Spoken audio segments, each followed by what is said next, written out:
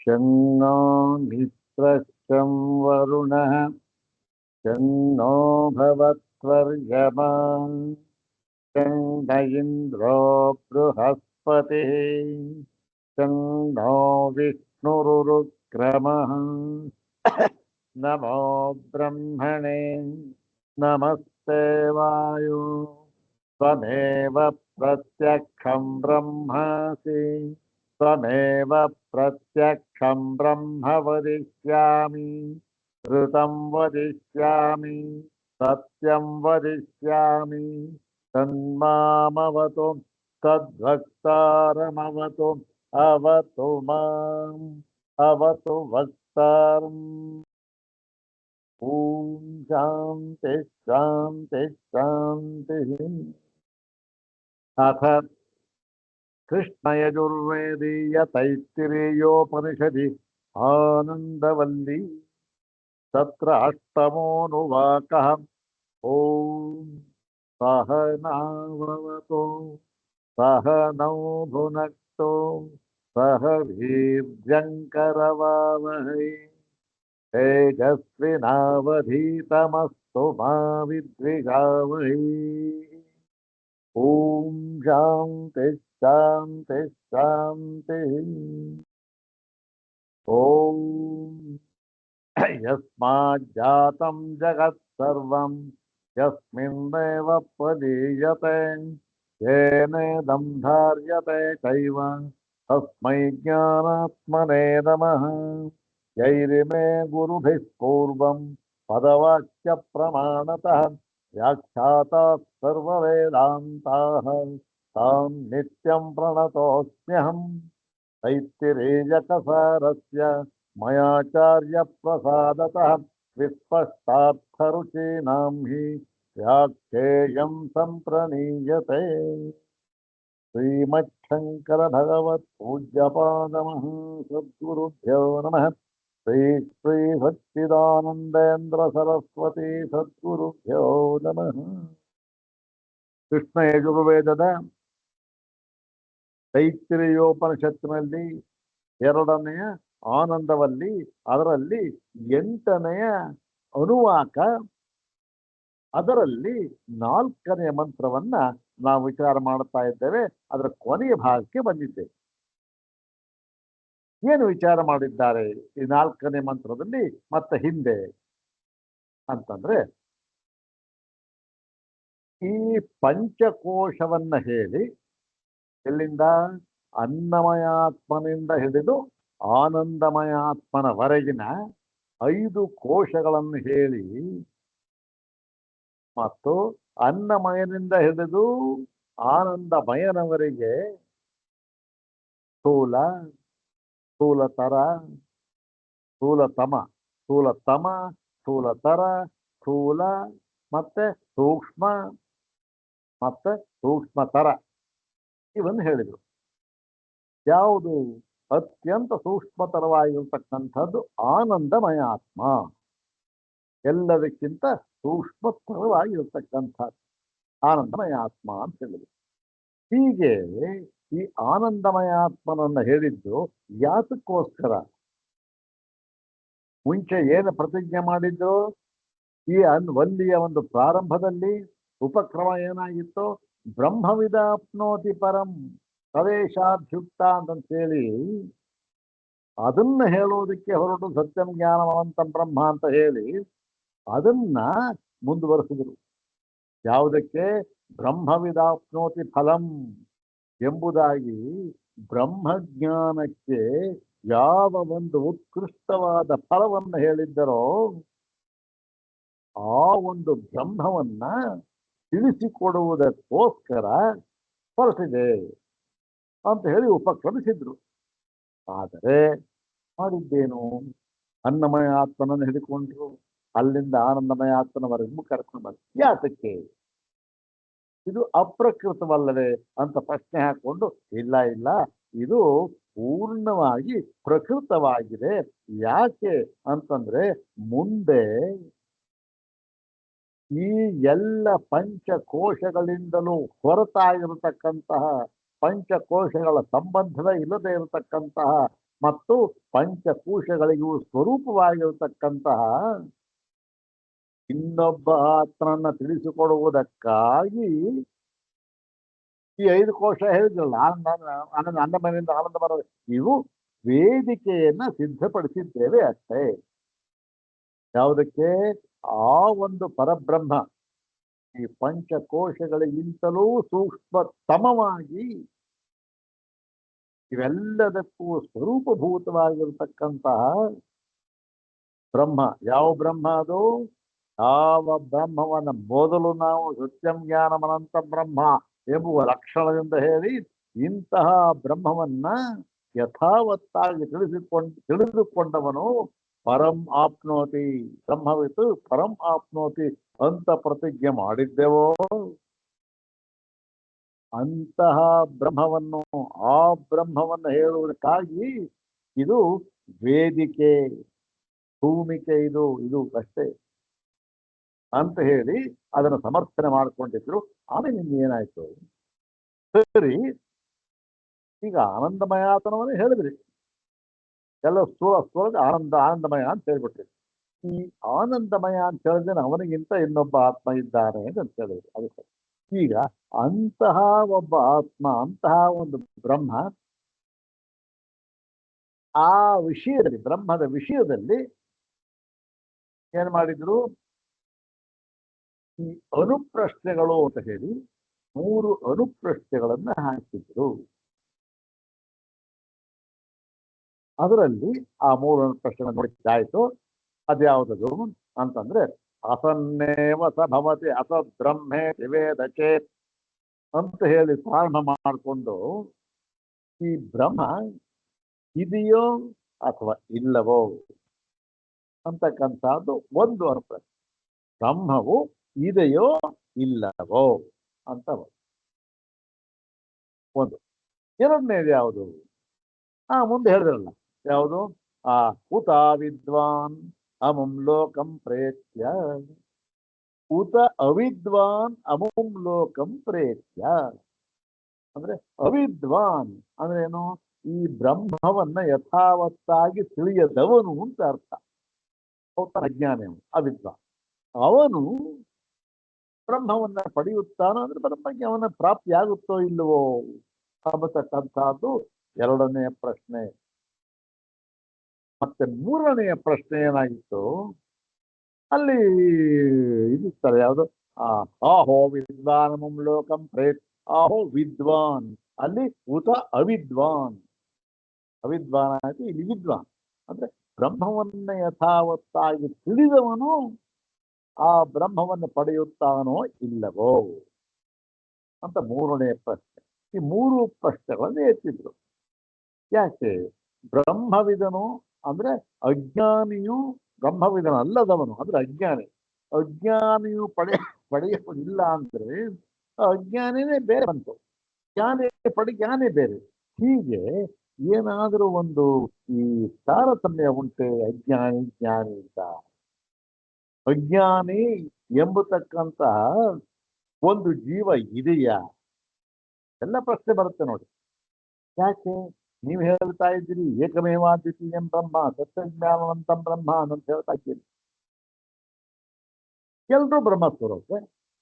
ಹಾಗಾದ್ರೆ ಅಜ್ಞಾನಿ ಆದವನು ಬ್ರಹ್ಮವನ್ನು ಸೇರ್ತಾನೋ ಇಲ್ವೋ ಒಂದು ಸಂಶಯ ಬರುತ್ತೆ ನೋಡಿ. ಅಜ್ಞಾನಿಯೂ ಸೇರ್ಬಿಡ್ತಾನೆ ಅಂದ್ರೆ ಜ್ಞಾನಿಗೂ ಅಜ್ಞಾನಿಗೂ ವ್ಯತ್ಯಾಸ ಏನು ಬಂತು? ಜ್ಞಾನ ಯಾಕೆ ಬೇಕು? ಅಜ್ಞಾನಿ ಹೋಗಿ ಸೇರ್ತಾನಪ್ಪ, ಇವನು ಸೇರ್ತಾನೆ ಅವನು ಸೇರ್ತಾನೆ, ಜ್ಞಾನ ಯಾಕೆ ಬೇಕು?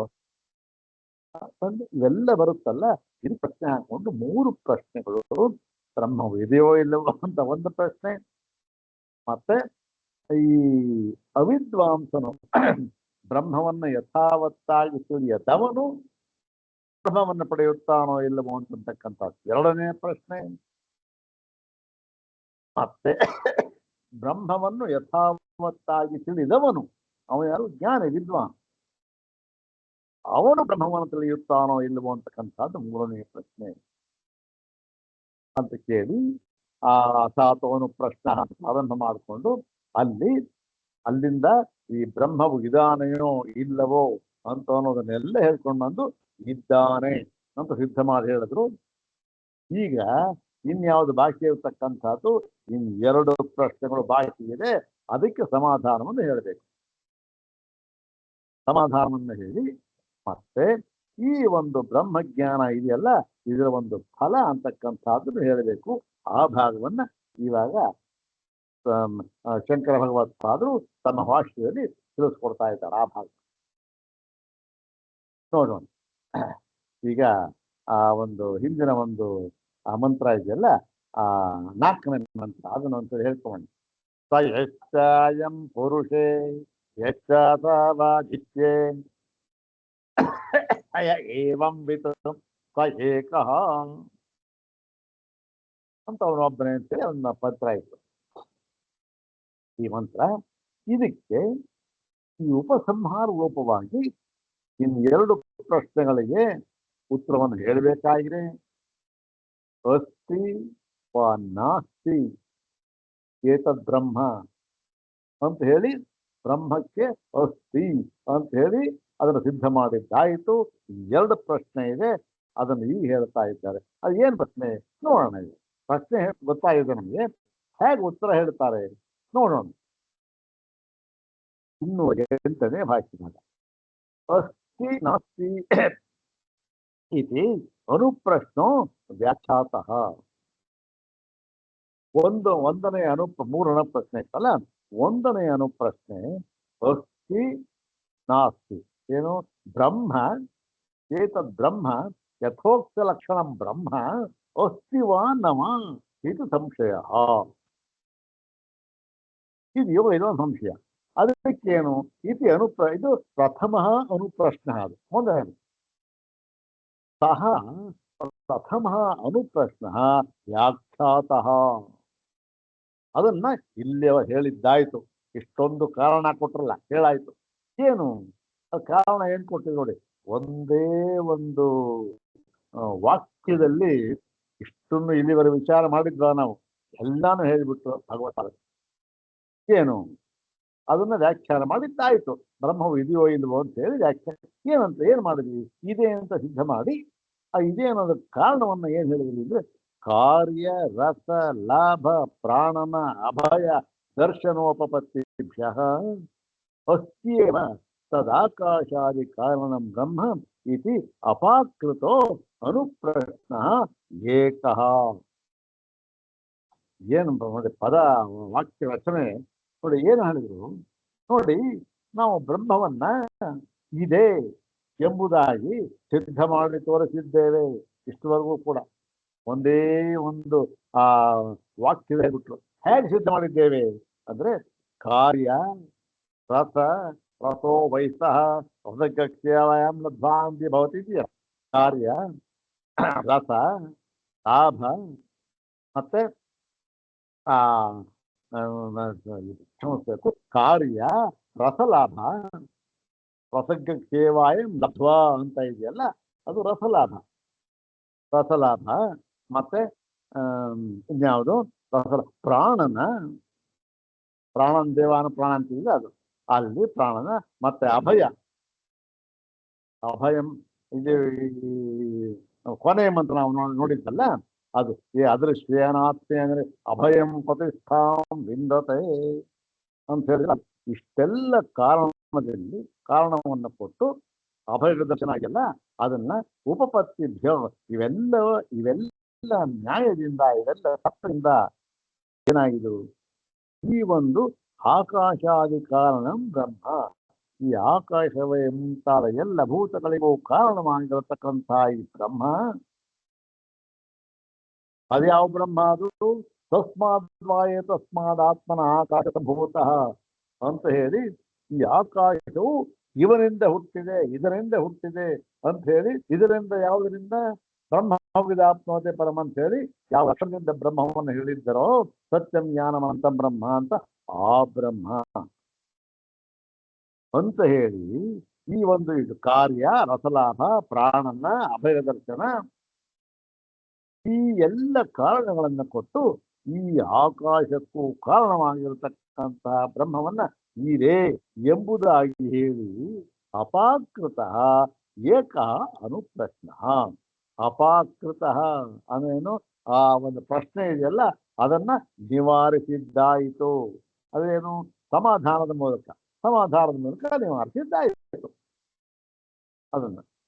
ಮತ್ತೆ ಒಂದಾಯ್ತಲ್ಲ, ಒಂದಾದ ಏನು ಇನ್ನೆರಡು ಉಳ್ಕೊಂತು. ಯಾವುದದು ಅಂದ್ರೆ ದ್ವೌ ಅನ್ಯೌ ಅನುಪ್ರಶ್ನೌ ವಿದ್ವದವಿದುಷೋ ವಿದ್ವದವಿದುಷೋ ಬ್ರಹ್ಮ ಪ್ರಾಪ್ತಿ ಅಪ್ರಾಪ್ತಿ ವಿಷಯವು.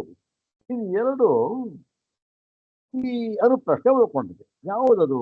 ವಿದ್ವದವಿದುಷೋ ಅಂದ್ರೆ ವಿದ್ವಾಂಸನಿಗೆ ಮತ್ತೆ ಅವಿದ್ಯಾವಂತನಿಗೆ, ಒಂದು ಜ್ಞಾನಿಗೆ ಒಂದು ಅಜ್ಞಾನಿಗೆ. ಈ ಒಂದು ಜ್ಞಾನಿಗೆ ಮತ್ತು ಅಜ್ಞಾನಿಗೆ ಬ್ರಹ್ಮ ಪ್ರಾಪ್ತಿ ಅಪ್ರಾಪ್ತಿ ವಿಷಯವು. ಬ್ರಹ್ಮವು ಪ್ರಾಪ್ತವಾಗುತ್ತೋ ಇಲ್ಲವ ಪ್ರಾಪ್ತವಾಗುವುದಿಲ್ಲವೋ ಎಂಬ ಪ್ರಶ್ನೆಯನ್ನು ಹಾಕಿಕೊಂಡ್ರು. ಯಾವುದಕ್ಕೆ? ಎರಡು ಪ್ರಶ್ನೆಯಿಂದ.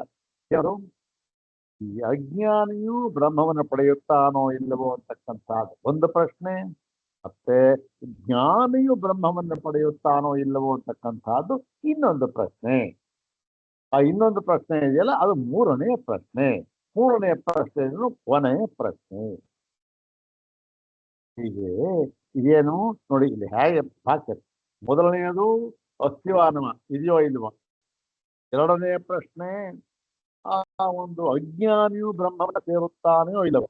ಮೂರನೆಯ ಪ್ರಶ್ನೆ ಜ್ಞಾನಿಯು ಬ್ರಹ್ಮವನ್ನು ಸೇರುತ್ತಾನೆಯೋ ಇಲ್ಲವೋ ಅಂತ ಮೂರನೆಯ ಪ್ರಶ್ನೆ. ಅದರಲ್ಲಿ ಒಂದನೇ ಪ್ರಶ್ನೆ ಉತ್ತರ ಹೇಳಿದ್ದಾಯ್ತು. ಅಸ್ತಿವಾನವ ಅಂತಕ್ಕಂಥದ್ದಕ್ಕೆ ಅಸ್ಥಿ ಅಂತ ಸಿದ್ಧ ಮಾಡಿದ್ದಾಯ್ತು. ಈಗ ಎರಡು ಪ್ರಶ್ನೆ ಇದೆಯಲ್ಲ ಅದರಲ್ಲಿ ತತ್ರ ವಿದ್ವಾನ್ ಸಮಶ್ನುತೆ ನ ಸಮಶ್ನುತೆ ಇತಿ ಅನುಪ್ರಶ್ನ ಅಂತ್ಯ. ಇಲ್ಲಿ ವಿದ್ವಾನ್ ಸಮಶ್ನುತೆ ಅಥವಾ ನ ಸಮಶ್ನುತೆ. ಜ್ಞಾನಿಯು ಸಮಶ್ನುತೆ ಬ್ರಹ್ಮವನ್ನ ಪಡೆಯುತ್ತಾನೋ ಅಥವಾ ಇಲ್ಲವೋ ಎಂಬುದು ಅಂತ್ಯ ಅನುಪ್ರಶ್ನ. ಅಂದ್ರೇನು? ತೃತೀಯ ಅನುಪ್ರಶ್ನ, ಮೂರನೇ ಕೊನೆಯ ಪ್ರಶ್ನೆ ಇದು. ಅಪಾಕರಣಾಯ ಉಚ್ಯತೆ. ಆ ಮೂರನೆಯ ಪ್ರಶ್ನೆಯನ್ನ ಅಪಾಕರಣಾಯ ಅದನ್ನು ನಿವಾರಿಸುವುದಕ್ಕಾಗಿ, ಅಂದ್ರೆ ಅದಕ್ಕೆ ಸಮಾಧಾನವನ್ನು ಹೇಳುವುದಕ್ಕಾಗಿ. ಯಾವುದಕ್ಕೆ? ಮೂರನೆಯ ಪ್ರಶ್ನೆಗೆ. ಮೂರನೇ ಪ್ರಶ್ನೆ ಯಾವುದು? ಜ್ಞಾನಿಯು ಬ್ರಹ್ಮವನ್ನ ಪಡೆಯುತ್ತಾನೋ ಇಲ್ಲವೋ ಅಂತ ಆ ಮೂರನೇ ಪ್ರಶ್ನೆ ಇದೆಯಲ್ಲ ಅದಕ್ಕೆ ಅದನ್ನ ತೆಗೆದುಹಾಕುವುದಕ್ಕಾಗಿ, ಅದಕ್ಕೆ ಸಮಾಧಾನವನ್ನು ಹೇಳುವುದಕ್ಕಾಗಿ ಈ ಮೂರನೇ ಪ್ರಶ್ನೆಯನ್ನು ಹೇಳ್ತಾ ಇದ್ದಾರೆ. ಸ್ವಾಮಿ, ಎರಡನೇ ಪ್ರಶ್ನೆ ಏನ್ ಮಾಡಿದ್ವಿ ಅದೇ. ಒಂದನೇ ಪ್ರಶ್ನೆ ಹೇಳ್ಬಿಟ್ರೆ ಇದ್ದಕ್ಕಿದ್ದ ಹಾಗೆ ಎರಡನೇದನ್ನ ಕೈ ಬಿಟ್ಟುಬಿಟ್ಟು ಮೂರನೇ ಪ್ರಶ್ನೆ ಬಂದ್ಬಿಟ್ಟಲ್ಲ. ಮೂರನೇ ಪ್ರಶ್ನೆ ಉತ್ತರ ಇಲ್ಲಿಂದ ಇಲ್ಲಿ ಹೇಳ್ತಾ ಇದಾರೆ ಮುಂದೆ ಅಂದ್ರೆ ಎರಡನೇ ಪ್ರಶ್ನೆ ಏನಾಯ್ತು ಅಂದ್ರೆ ನೋಡಿ, ಈ ಉಪನಿಷತ್ತಿನಲ್ಲಿ ಏನು ಇಲ್ಲ, ಇವೆಲ್ಲ ಇಲ್ಲ. ಚೆನ್ನೆ ಗೊತ್ತಾಗಬೇಕು ನಮ್ಗೆ. ಎರಡನೇ ಪ್ರಶ್ನೆ ಗತಿ ಏನು? ಅದಕ್ಕೆ ಉತ್ತರ ಹೇಳೇ ಇರಲ್ಲ ಅಂದ್ರೆ ಅದಕ್ಕೆ ಕೇಳ್ತಾ ಇದೆ ನೋಡಿ. ಮಧ್ಯಮೋ ಅನುಪ್ರಶ್ನ ಅಂತ್ಯ ಅಪಾಕರಣಾದೇವ ಅಪಾಕೃತ ಇತಿ ತದಪಾಕರಣಾಯ ಯಾತ್ಯತೆ. ಈ ಮಧ್ಯಮ ಇದೆಯಲ್ಲ ಎರಡನೇದು, ಆ ಅನುಪ್ರಶ್ನೆ ಅದನ್ನ ನಾವು ಯಾತಕ್ಕೆ ತಗೊಂಡಿಲ್ಲ, ಅದನ್ನ ಅಪಾಕರಣ ಮಾಡುವುದಕ್ಕೆ ಯಾಕೆ ನಾವು ಇಲ್ಲಿ ಹೇಳ್ತಾ ಇಲ್ಲ ಅಂತಂದ್ರೆ, ತಗೊಂಡಿಲ್ಲ ಅಂತಂದ್ರೆ ಮೂರನೆಯ ಪ್ರಶ್ನೆಯನ್ನು ತಗೊಂಡಿದ್ದೇವೆ ನಾವು. ಆ ಮೂರನೆಯ ಪ್ರಶ್ನೆಯನ್ನ ಅನುಪ್ರಶ್ನೆಯನ್ನ ಅಪಾಕರಣ ಮಾಡಿದರೆ ಏನಾಯ್ತು? ಎರಡನೆಯ ಪ್ರಶ್ನೆಯೂ ಕೂಡ ಅಪಾಕೃತವಾದಂತೆ ಆಯಿತು. ಮೂರನೆಯ ಪ್ರಶ್ನೆಯನ್ನ ಅಪಾಕರಣ ಮಾಡಿದ್ದೇ ಆದರೆ ಯಾವುದು? ತರ್ಕ ಮತ್ತೆ ಶ್ರುತಿವಾಕ್ಯ ಮತ್ತೆ ಅನುಭವ ಇವೆಲ್ಲದರಿಂದ ಆ ಮೂರನೆಯ ಪ್ರಶ್ನೆಯನ್ನ ಅಪಾಕರಣ ಮಾಡಿದ್ದೇ ಆದರೆ ಎರಡನೆಯ ಪ್ರಶ್ನೆ ಅಪಾಕೃತವಾದಂತೆಯೇ ಆಗುತ್ತದೆ. ಅಷ್ಟೆ. ಅದಕ್ಕೋಸ್ಕರ ಏನಾಗಿದೆ? ಅಂತ್ಯ ಅಪಾಕರಣಾದೇ ವಾಪಾಕೈತಿ ತದಪಾಕರಣಾಯ ನ ಯತ್ಯತೆ. ಆದ್ದರಿಂದ ಆ ಎರಡನೇ ಅನುಪ್ರಶ್ನೆಯನ್ನು ಅಪಾಕರಿಸುವುದಕ್ಕೆ ಅಂದ್ರೆ ಅದನ್ನು ನಿವಾರಿಸುವುದಕ್ಕೆ, ಅದಕ್ಕೆ ಸಮಾಧಾನವನ್ನು ಹೇಳುವುದಕ್ಕೆ ನಾವು ಪ್ರಯತ್ನವನ್ನೇನು ಪಟ್ಟಿಲ್ಲ. ನಾವು ಅಂದ್ರೆ ಇಲ್ಲಿ ಶ್ರುತಿ ಅಂತ ಅರ್ಥ. ಈ ಭಾಷೆಯಲ್ಲ ಮಾಡಿದ್ರೆ ಶ್ರುತಿ ಹೇಳಿಲ್ಲ, ಪ್ರಯತ್ನ ಮಾಡಿಲ್ಲ. ಯಾಕೆ? ಮೂರನೇ ಏನೋ ಪ್ರಶ್ನೆ ಉತ್ತರ ಹೇಳಿದ್ರೆ ಆಯ್ತು, ಎರಡನೇ ಪ್ರಶ್ನೆಗೆ ಬಂತು ಅಂತ. ಈಗ ಆಯ್ತು ಆಯ್ತು ಸ್ವಾಮಿ, ಗೊತ್ತಾಯ್ತು. ಈಗ ಮೂರನೇ ಪ್ರಶ್ನೆಗೆ ಏನು, ಅದನ್ನ ಅಪಾಕರಣ ಮಾಡಬೇಕು. ಆ ಮೂರನೇ ಪ್ರಶ್ನೆ ನಿವಾರಣೆ ಮಾಡಬೇಕು. ನಿವಾರಣೆ ಮಾಡೋದಕ್ಕೆ ಏನು ಮಾಡಬೇಕು? ಅದಕ್ಕೆ ಒಂದು ಸಮಾಧಾನವನ್ನು ಹೇಳಬೇಕು. ಅಲ್ಲಿ ಏನಾಯ್ತು? ಮೂರೂ ಪ್ರಶ್ನೆಗಳಿಗೆ, ಎರಡು ಪ್ರಶ್ನೆಗಳಿಗೆ ಸಮಾಧಾನವನ್ನು ಹೇಳಿದಂತಾಯಿತು.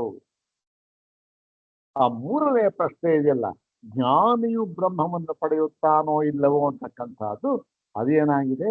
ಅದು ಬ್ರಹ್ಮಜ್ಞಾನದ ಫಲ. ಅದು ಫಲ ತಾನೇ, ಪಡೆಯುತ್ತಾನೋ ಇಲ್ವೋ ಅಂತ. ಸೊ ಹೀಗಾಗಿ ಈ ಉಪಸಂಹಾರ ಏನಾಗಿದೆ? ಬ್ರಹ್ಮಜ್ಞಾನದ ಫಲವನ್ನೇ ಹೇಳುತ್ತಾ ಇದೆ. ಉಪಕ್ರಮಾನೋ ಬ್ರಹ್ಮವನ್ನು ತಿಳಿಸ್ಕೊಡ್ತೇವೆ ಅಂತ ಹೊರಟರು, ತಿಳಿಸ್ಕೊಟ್ಟು ಸತ್ಯಂ ಜ್ಞಾನವಂತ ಬ್ರಹ್ಮ ಅಂತ. ಈಗ ಅದೇ ಪ್ರಕಾರವಾಗಿ ಅದನ್ನೇ, ಅದರ ಫಲವನ್ನು ಹೇಳಿ ಉಪಸಂಹಾರ ಮಾಡ್ತಾ ಇದ್ದಾರೆ. ಯಾವ ದೋಷವೂ ಇಲ್ಲ ಅಂತೇಳಿ ತೋರ್ತಾ ಇದ್ದಾರೆ. ಇದು ಆ ಒಂದು ಭಾಗ ಆಯ್ತು. ಈಗ ಇದಕ್ಕೆ ಸಮಾಧಾನ ಹೇಳ್ಬೇಕು, ಇದಕ್ಕೆ ಒಂದು ಫಲ ಹೇಳ್ಬೇಕು. ಯಾವುದಕ್ಕೆ? ಆ ಮೂರನೇ ಪ್ರಶ್ನೆ, ಜ್ಞಾನಿಯು ಬ್ರಹ್ಮವನ್ನು ಪಡೆಯುತ್ತಾನೋ ಇಲ್ಲವೋ ಅಂತ ನೋಡಕ್ಕೆ. ಅದಕ್ಕಾಗಿ ಬಂದಿರತಕ್ಕಂಥದ್ದು 5ನೇ ಮಂತ್ರ. ಆ 5ನೇ ಮಂತ್ರವನ್ನ 2 ಬಾರಿ ಪಾರಾಯಣ ಮಾಡೋಣ, ನಂತರ ಭಾಷೆದಾಗ ನೋಡೋಣ. ಓಂ ಸ್ವಯ ಏವಂ ವಿತ್ ಅಸ್ಮಾಲ್ಲೋಕಾತ್ ಪ್ರೇತ್ಯ ಏತಮನ್ನಮಯಮಾತ್ಮಾನಮುಪಸಂಕ್ರಾಮತಿ ಏತಂ ಪ್ರಾಣಮಯಮಾತ್ಮಾನಮುಪಸಂಕ್ರಾಮತಿ ಏತಂ ಮನೋಮಯಮಾತ್ಮಾನಮುಪಸಂಕ್ರಾಮತಿ ಏತಂ ವಿಜ್ಞಾನಮಯಮಾತ್ಮಾನಮುಪಸಂಕ್ರಾಮತಿ ಏತಮಾನಂದಮಯಮಾತ್ಮಾನಮುಪಸಂಕ್ರಾಮತಿ ಅಂತ ಇಷ್ಟೂ ಆತ್ಮರುಗಳಿಗೆ, ಅನ್ನಮಯದಿಂದ ಹಿಡಿದು ಆನಂದಮಯದವನಿಗಿದ ಎಲ್ಲ ಆತ್ಮರುಗಳಿಗೂ ಕೂಡ ಉಪಸಂಕ್ರಮಣವನ್ನ ಹೇಳಿದ್ದಾರೆ. ಉಪಸಂಕ್ರಮಣ ಅಂತ ಅನ್ನೋದಕ್ಕೆ 2-3 ಅರ್ಥ ಹೇಳ್ಬೋದು. ಉಪಸಂಕ್ರಮಣ ಅಂದ್ರೆ ದಾಟೋದು ಅಂತ ಒಂದರ್ಥ, ಮತ್ತೆ ಸೇರುತ್ತಾನೆ ಅಂತ ಒಂದರ್ಥ. ಹೀಗೆ ಈ 2 ಅರ್ಥ ಪ್ರಕೃತ ಇಟ್ಕೊಂಡು ಏನು ಸೇರುತ್ತಾನೆ, ಅಷ್ಟೇ. ದಾಟುತ್ತಾನೆ ಅಂದ್ರೆ ಏನು? ಸೇರ್ತಾನೆ. ಉಪಸಂಕ್ರ ಪಡೆಯುತ್ತಾನೆ ಇನ್ನೊಂದರ್ಥ. ಅಂದ್ರೆ ಇವೆಲ್ಲ ಅರ್ಥ ಏನಿದಕ್ಕೆ? ತಾನೇ ಸೇರುತ್ತಾನೆ, ಬ್ರಹ್ಮವನ್ನು ಪಡಿಬೇಕಾದ್ದೇ ಇಲ್ಲ. ಯಾಕೆ? ಸ್ವರೂಪ ಅದು. ಮತ್ತೆ ಉಪಸಂಕ್ರಾಮತಿ ಅಂತ ಹೇಳ್ಬಿಟ್ರೆ ಸೇರ್ತಾನೆ, ಪಡಿತಾನೆ, ಅದ್ ಮಾಡ್ತಾನೆ, ಇದ್ ಮಾಡ್ತಾನೆ. ಅಯ್ಯೋ, ಏನರ್ಥ? ಅದಕ್ಕೆ ಭಾಷ್ಯ ಬಂದಿರತಕ್ಕಂಥದ್ದು. ಏನು ಉಪಸಂಕ್ರಾಮತಿ ಏನ್ ಅರ್ಥ ಮಾಡಬೇಕು? ಪಡೀತಾನೆ ಅಂತ ಒಂದು ಸಾಮಾನ್ಯ ಅರ್ಥ ಆಗತ್ತೆ. ಪಡೀತಾನೆ ಅಂತ ಅಂದ್ಬಿಟ್ರೆ ಇದು ಬ್ರಹ್ಮಜ್ಞಾನ ಫಲ ಹೇಳ್ತಾ ಇದ್ದಾರೆ. ಹಿಂದೆ ಏನೋ ಪಡೀತಾನೆ ಅಂದ್ರೆ ಒಂದು ಆರಂಭಣ, ಒಂದು ಇದಾಗ ಹೇಳ್ಬೋದಂತ. ಇಲ್ಲಿ ಫಲವನ್ನು ಹೇಳೋದಾಗ ಪಡಿತಾನೆ ಅಂದ್ಬಿಟ್ರೆ, ಇಲ್ಲಿ ತನಕ ಹೇಳ್ಕೊಂಬಂದ್ರಲ್ಲ ಸ್ವಾಮಿ, ಯಾವುದು ಸತ್ಯಂ ಜ್ಞಾನವನಂತ ಬ್ರಹ್ಮ ಅಂತ ಉಪಕ್ರಮಿಸಿ ಅದನ್ನೇ ಹೇಳ್ಕೊಂಬಂದಲ್ಲ. ಬ್ರಹ್ಮವು ಪಡೆಯಬೇಕಾದ ತತ್ವ ಅಲ್ಲವೇ ಅಲ್ಲ, ಮತ್ತೇನು? ಪ್ರತಿಯೊಬ್ಬರ ಜೀವನ ಸ್ವರೂಪವೇ ಆಗಿದೆ ಅಂತ ಹೇಳಿ ಅದನ್ನು ಪಡೆಯಬೇಕಾದಿಲ್ಲ. ಅದು ಆಪ್ಯವೂ ಅಲ್ಲ, ಸಂಸ್ಕಾರವೂ ಅಲ್ಲ, ವಿಕಾರಿವೂ ಅಲ್ಲ, ಉತ್ಪಾದ್ಯವಂತೂ ಅಲ್ಲವೇ ಅಲ್ಲ ಅಂತೇಳಿ ಉತ್ಪಾದ್ಯಾದ ಚತುರ್ವಿಧ ಕಾರ್ಯ ವಿಲಕ್ಷಣಂ ಏತದ್ ಬ್ರಹ್ಮ ಅಂತ ಹೇಳಿದ್ರಲ್ಲ.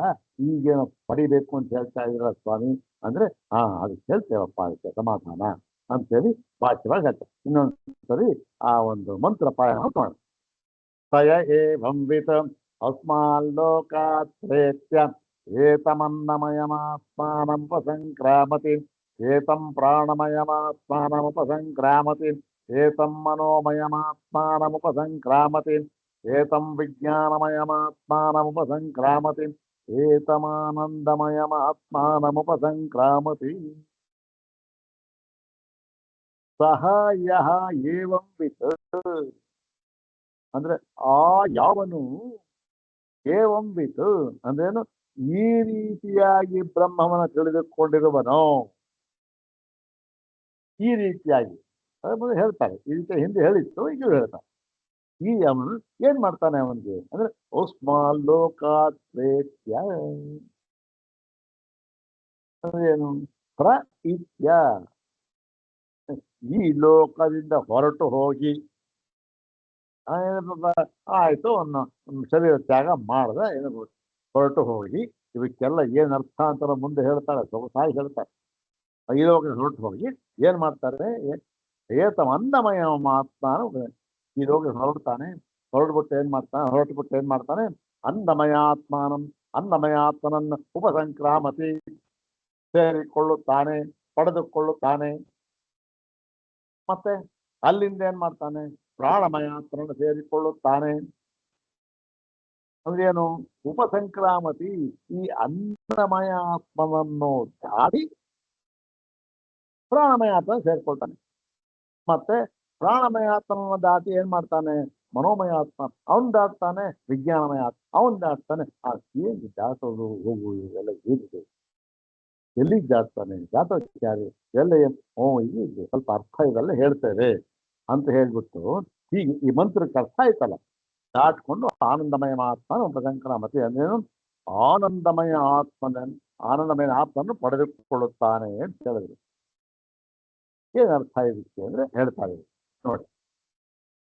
ಸಹ ಯಃ ಕಶ್ಚಿತ್ ಏವಂ ಯಥೋಕ್ತಂ ಬ್ರಹ್ಮ ಉತ್ಕರ್ಷ ಅಪಕರ್ಷಂ ಅದ್ವೈತಂ ಸತ್ಯಂ ಜ್ಞಾನವಂತಂ ಅಸ್ಮಿ ಇತ್ಯೇವಂ ವೇತ್ತಿ ಇತಿ ಏವಂ ವಿತ್. ಹಿಂದೆ ಹೇಳಿದ್ರು ಇದನ್ನ ಸಂಕ್ಷೇಪ ಒಂದೇ ವಾಕ್ಯ ಹೇಳ್ಬಿಟ್ಟು ಏವಂ ವಿತ್ ಸಯ ಏವಂ ವಿತ್ ಅಂತ ಮಂತ್ರ ಇದೆ. ಸಹಾಯ ಅಂದ್ರೆ ಜಿಜ್ಞಾಸು ಮುಮುಕ್ಷು ಸಾಧಕ. ಅವನು ಏವಂ ವಿತ್ತು ಯಾವನಾದ್ರೆ ಹೀಗೆ ತಿಳಿದುಕೊಂಡಿದ್ದಾನೆಯೋ. ಹೀಗೆ ಅಂದ್ರೆ ಹೇಗೆ ಅಂತಂದ್ರೆ ಯಥೋಕ್ತಂ ಬ್ರಹ್ಮ. ಹಿಂದೆ ಹೇಳಿದ್ವಲ್ಲಪ್ಪ, ಯಾವುದು? ಸತ್ಯಂ ಜ್ಞಾನವಂತಂ ಬ್ರಹ್ಮ ಅಂತ ಹೇಳಿದ್ವಲ್ಲ, ಅದನ್ನ ಉತ್ಸೃಜ್ಯ ಉತ್ಕರ್ಷ ಅಪಕರ್ಷಂ. ಆ ಬ್ರಹ್ಮ ಏನಾಗಿದೆ ಗೊತ್ತೇ? ಯಾವ ವಿಧವಾದ ಹೆಚ್ಚು ಇಲ್ಲ, ಕಮ್ಮಿಯೂ ಇಲ್ಲ, ಏನು ಇದೆ, ಸರ್ವತ್ರ ಸಮಂ ಬ್ರಹ್ಮ.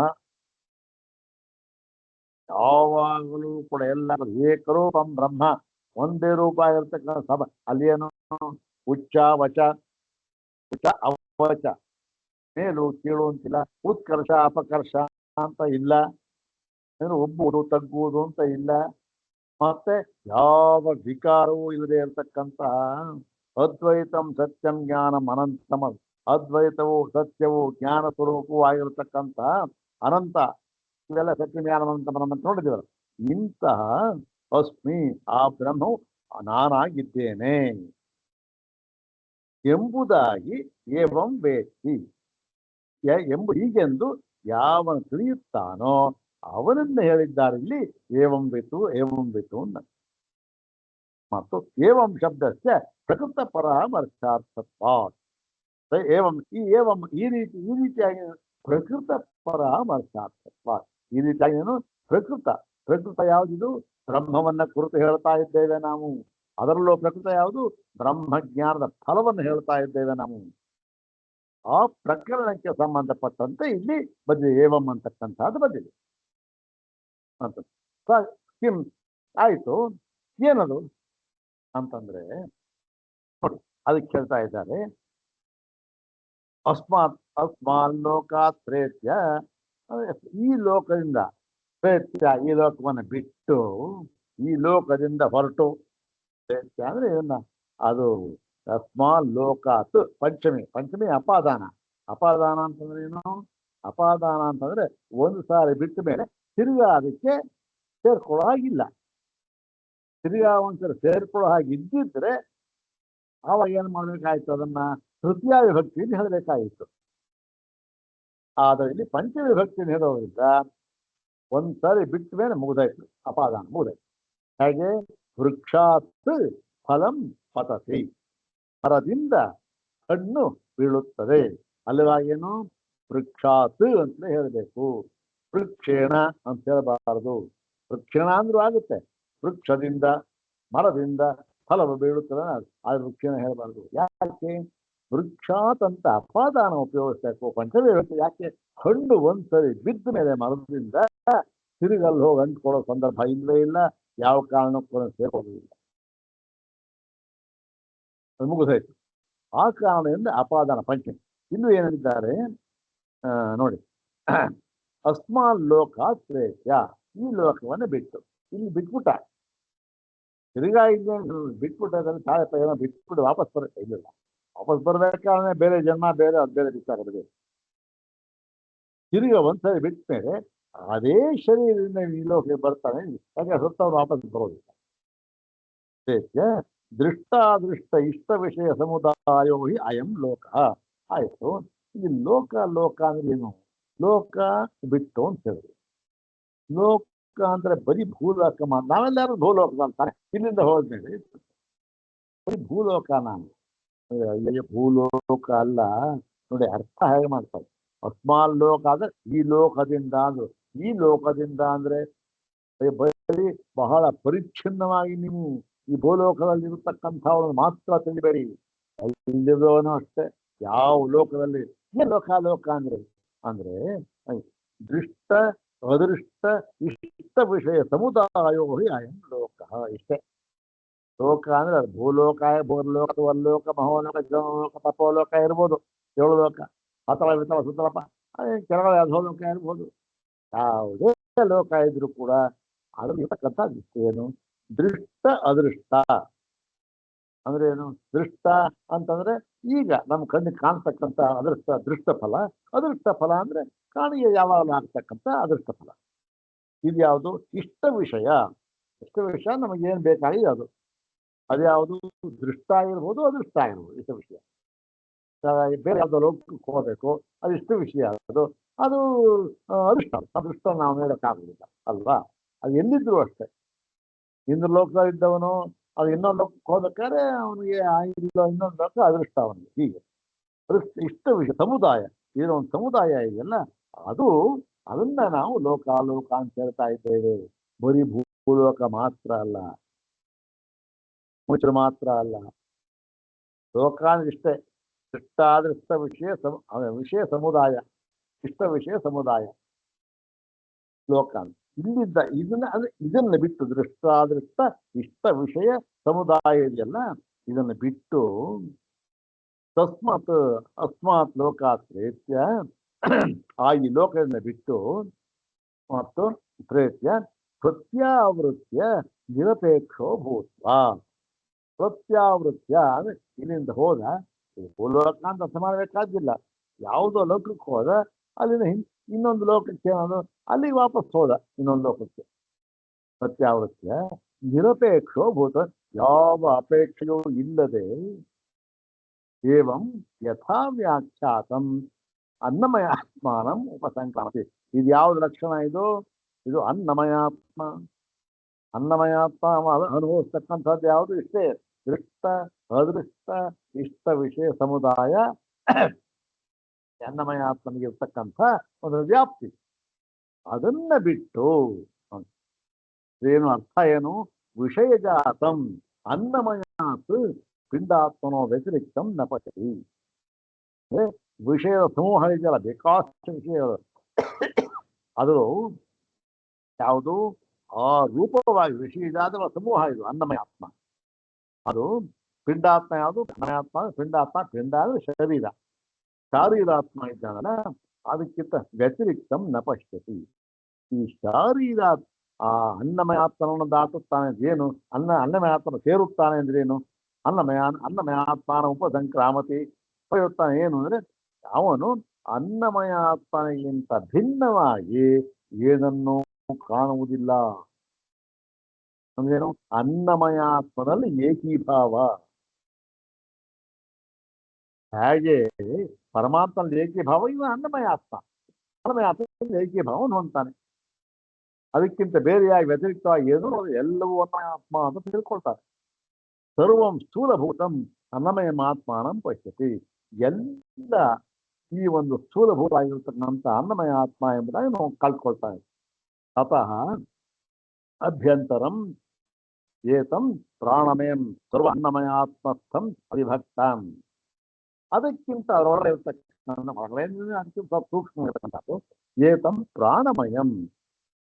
ಏತಂ ಈ ಪ್ರಾಣಮಯ ಅಂದ್ರೆ ಪ್ರಾಣಮಯ ಶರೀರ ಅಂದ್ರೆ ಪ್ರಾಣಮಯ ಆತ್ಮ ಅವನನ್ನ ಅದೇನದು ಸರ್ವ ಅನ್ನಮಯ ತತ್ಸಂ. ಈ ಅನ್ನಮಯನ ತಸ್ಯೈಷ ಏವ ಶಾರೀರ ಆತ್ಮ ಯಃ ಪೂರ್ವಸ್ಯ.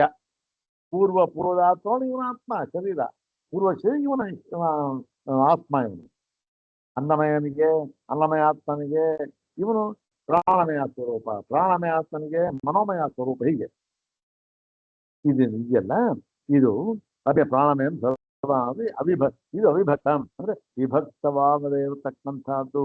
ಅಲ್ಲಿ ಇನ್ನೊಂದನ್ನು ನೋಡಿ ಎಲ್ಲ ಇಷ್ಟೆ, ಎಲ್ಲವೂ ಕೂಡ ಅನ್ನಮಯ ಪ್ರಾಣಮಯ ಅಂತ.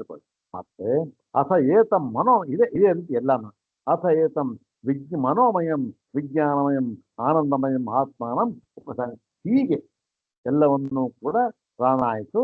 ಇನ್ನು ಮನೋಮಯ ವಿಜ್ಞಾನಮಯ ಆನಂದಮಯ ಆತ್ಮವನ್ನ ಪಡೆದುತ್ತಾನೆ. ಆನಂದಮಯ ಆತ್ಮನ ಪಡಿತಾನೆ. ಅವನು ಏನು ಫಲ ಏನು ಅಂತ ಅವನಿಗೆ ಅದೃಶ್ಯೇನಾತ್ಮನೆ ಅಭಯಂ ಪ್ರತಿಷ್ಠಾನ ಅಂತ ಅವನು ಅದೃಶ್ಯ ಇಂಥ ಅದೃಶ್ಯವೂ ಇದಾಗಿತ್ತಲ್ಲ, ಅದೃಶ್ಯ ಅನಾತ್ಮ ಅದೃಶ್ಯ ಅಂದಿನ ಇದಕ್ಕೆಲ್ಲ ಡೆಫಿನೇಷನ್ ಆಗಿತ್ತು. ಇಲ್ಲಿ ಅಭಯಂ ಪ್ರತಿಷ್ಠಾಂ ವಿಂದತೆ ಅಂದ್ರೆ ಅಭಯದಲ್ಲಿ ಅಭಯ ಸ್ವರೂಪದಲ್ಲಿ ಪ್ರತಿಷ್ಠಿತನಾಗಿ ಅಲ್ಲಿಯೇ ಇದ್ದುಕೊಂಡು ಅವನ ಆಲೋಕವನ್ನು ಪಡೆಯುತ್ತಾನೆ ಅಂತ ಹೇಳಿದ್ರು. ಈಗ ಮುಂದೆ ಏನ್ ಹೇಳಬೇಕು ನೋಡಿ. ಆಯ್ತು, ಆನಂದಮಯಾತ್ಮನನ್ನ ತಿಳ್ಕೊಂಡ್ಬಿಟ್ರೆ ಪಡಿತಾನೆ ಅಂತ ಆಯ್ತಲ್ಲ. ಅಂದರೆ ಹೌದಲ್ಲ, ಆನಂದಮಯ ಆತ್ಮನಿಂದ ಮುಂದೆ ಏನು ಹೇಳಿಲ್ಲ ಯಾವಾತ್ಮನನ್ನು ಕೂಡ. ಆದ್ದರಿಂದ ಆನಂದಮಯ ಆತ್ಮ ಇದ್ದಾದ್ರೆ ಅವನನ್ನೇ ಈ ಸತ್ಯಂ ಜ್ಞಾನಂ ಅನಂತಂ ಬ್ರಹ್ಮ ಅಂತ ಹೇಳ್ತಲ್ಲ, ಇವನನ್ನೇ ಆ ಲಕ್ಷಣೆಯಿಂದ ಹೇಳಿದ್ದಾರ ಇಲ್ವಾ ಅಂತನೋ ಪ್ರಶ್ನೆ. ಅದು ಬಹಳ ಮುಖ್ಯವಾದ ಪ್ರಶ್ನೆ. ಅದನ್ನ ಮುಂದೆ ವಿಚಾರ ಮಾಡ್ತಾರೆ. ಅದನ್ನು ನಾಳೆ ನೋಡಿ, ಸ್ವಲ್ಪ ಟೈಮ್ ಆಗಿ ತಿಳಿಸ್ಬೇಕು. ಓಂ ಶಾಂತಿ ಶಾಂತಿ ಶಾಂತಿ. ಓಂ ತತ್ಸತ್.